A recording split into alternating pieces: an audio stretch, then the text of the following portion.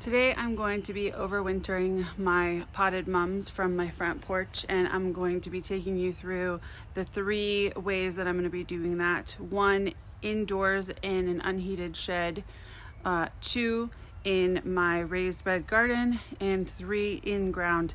And this spring I'm going to see which one was the best. So many people treat mums as annuals, and so I figured if it works, great. If it doesn't, I'm not really out anything. I had beautiful mums on my porch, and that was really what I wanted them for, but I would really love if they were able to come back. And this is kind of my test run to see what I want to do in years in the future. So it's exciting. Let's get started. From the research that I've done, the larger the bloom and the larger the foliage, the hardier the mum is. So these ones right here have much larger blooms and larger foliage, whereas these have a much smaller head and much smaller leaves. I'm going to try one set of each of the different types that I have in each of the different overwintering climates, and also see which one of those works better.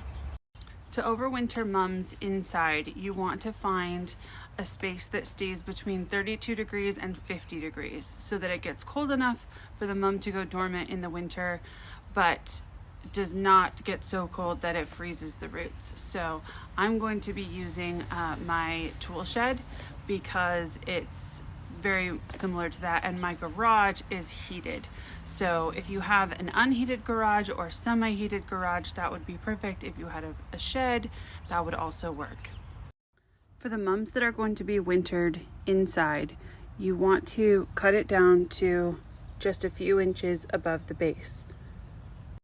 Use your pruning shears to take off pretty much the entirety of the plant down right to the base. Mums die all the way back to the ground every year, so don't be afraid that you're gonna cut too much. I left the main stalk, but honestly most of this will die anyway. I just wanted to give a good amount that I can mulch around. Side note, look at these beautiful pansies, still totally going strong on both sides. Just absolutely gorgeous. I have these 4 ready to go into the tool shed, and I'm just gonna give them a good drink of water before they go in.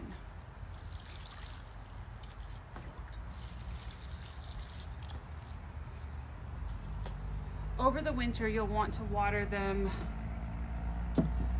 2 or 3 times a month just to make sure that they have some moisture but aren't actively going to grow. So I'm in my tool shed, just prepping the space. And if you're gonna bring plants inside, make sure that you have a plastic base to collect the water, because since you will be watering it a few times a month, you don't want water in your garage, or in my case on this plywood. My husband would be really mad. So anyway, make sure that you prep the space with a base to collect the water for each of your plants. Okay, I've got these situated back here. I'm going to set a calendar on my phone to remind me to come and water them, because otherwise I'll totally forget. If it's not on my phone, I'm just gonna forget it. So anyway, have these ready to go up here. And just a reminder, find a cool, dark space, a shed, a unheated or semi-heated garage, a dark basement, just somewhere dark that it will stay between 32 and 50 degrees. Now we're going to talk about overwintering the mums in a raised bed garden. This is what I normally do, and it's worked, I would say, 70 to 80% of the time, and sometimes they just die. I don't know, mums are pretty finicky like that. So I brought them out here. For outside mums, you do not clip off the foliage or the blooms. You keep the entire plant intact. We're also going to be planting it in its container, as long as the container is plastic or resin and something that won't break. If it is terracotta, clay, pottery, anything like that, you don't want to do this. So if you have just a plastic or resin, this is perfect. I've dug a hole in my raised bed garden wide enough and deep enough to accommodate the entire plant. You want to set the plant in the hole with just an inch or two of lip above the surface. I filled in the dirt around the hole so that the mum is completely encased with dirt. Once both mums are planted, then mulch them with a thick layer, at least 3 to 4 inches of either leaf mulch or straw, newspaper, grass clippings, any good mulching material.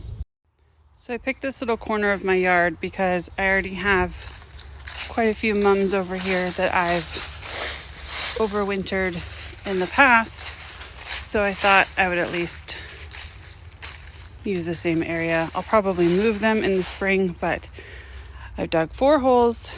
I'm going to do 2 in pot and 2 in the ground and see how they work. I've mulched all 4 plants with a thick layer of leaf mulch to protect them over the winter. Whichever one of these methods that you choose, you need to take your growing zone into account. If you are in a very low growing zone, 4, 5, 3, don't even try to do overwinter. Mums are hardy into zone 8. So if you are 6, 7, maybe 5, but I would say more 6, 7, you could definitely try to overwinter them outside in their pots or even in the ground. Again, I've had success both ways. But if you are in a lower growing zone, you're gonna have a much better, if not the only chance of overwintering them if you do them inside. I don't have any potted hydrangeas, but this is the exact method of overwintering potted hydrangeas as well. I really hope that this was helpful, and I can't wait to see the results in the spring. Please let me know how yours did, and I'd love to see pictures. Please DM me any questions or leave any questions in the comments, and thanks so much for watching. I really hope that this was helpful, and I can't wait to see the results in the spring. Please let me know how yours did, and I'd love to see pictures. Please DM me any questions or leave any questions in the comments, and thanks so much for watching.